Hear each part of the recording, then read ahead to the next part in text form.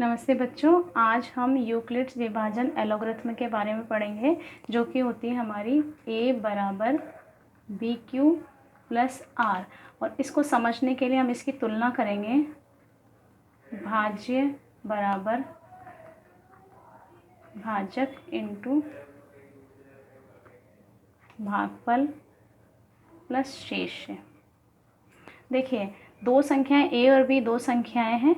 इनको हम इस रूप में लिख सकते हैं कि a बराबर बी क्यू प्लस आर, जहाँ ये जो q है ये क्वोशंट है यानी कि भागफल है, और r जो है हमारा शेष है, r शेष है। यानी कि अगर इसे देखा जाए तो ये से इस रूप में लिखा हुआ है, ये भाज्य बराबर जो बड़ी संख्या होगी a और b दो संख्याओं में जो बड़ी संख्या होगी वो भाज्य बनेगी, b क्या होगा, भाजक होगा, जो भागफल मिलेगा हमें वो भागफल, और r जो हमारा हो जाएगा वो शेष होएगा। अब इसको समझने के लिए एक छोटा सा उदाहरण लेते हैं हम।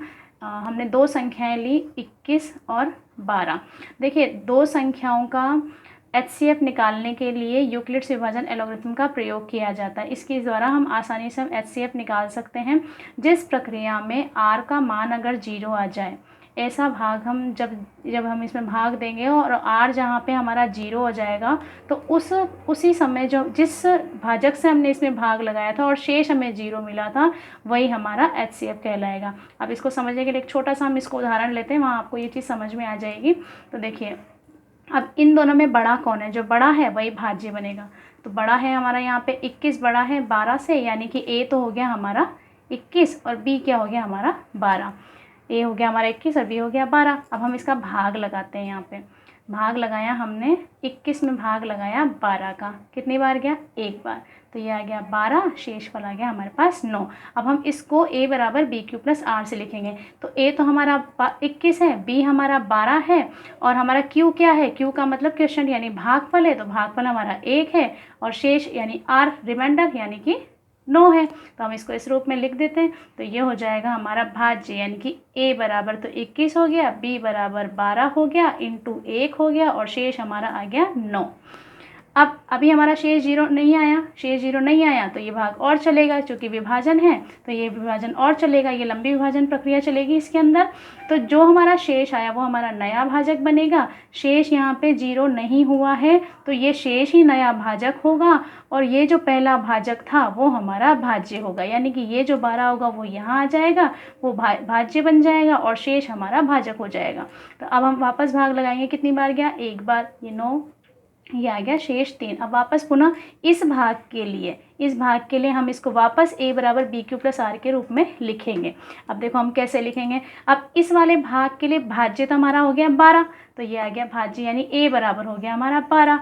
उसके बाद भाजक कितना हो गया, 9 से हमने भाग दिया तो 9 हमारा भाजक हो गया। उसके बाद हमारा भागफल कितनी बार भाग गया था, एक बार, ये 1, और प्लस शेष कितना आ गया हमारे पास 3। तो हमारा a यानी भाज्य तो हो गया 12, 1 हो गया हमारा भागफल, 9 हमारा भाजक, और 3 शेष। अभी भी हमारा शेष 0 नहीं हुआ, r हमारा 0 नहीं हुआ, तो हमें HCF नहीं मिला।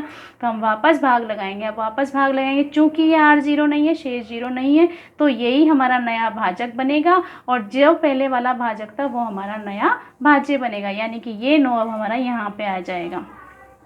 अब भाग लगाएंगे हम, कितनी बार गया, 3 बार, तो ये 9 हो गया, और शेष हमें क्या मिल गया, 0। तो ये हमारा, अब देखो हम इसको वापस a बराबर बी क्यू प्लस आर के रूप में लिखेंगे। तो हमारे यहाँ a कितना है, 9, भाज्य हमारा 9 था, ये 9 आ गया। उसके बाद हमारे पास भाजक कितना है, 3 आ गया, भागफल कितना आ गया, 3, और प्लस शेष कितना हो गया, 0। देखो बच्चों, यहाँ पे शेष 0 हो गया, यानी कि ये जो r था वो ये 0 हो गया। तो ये r 0 होने पे उसी के संगत वाला b यानी भाजक, तो वही भाजक क्या हो जाएगा, इन दोनों संख्याओं का HCF हो जाएगा, यानी कि HCF ऑफ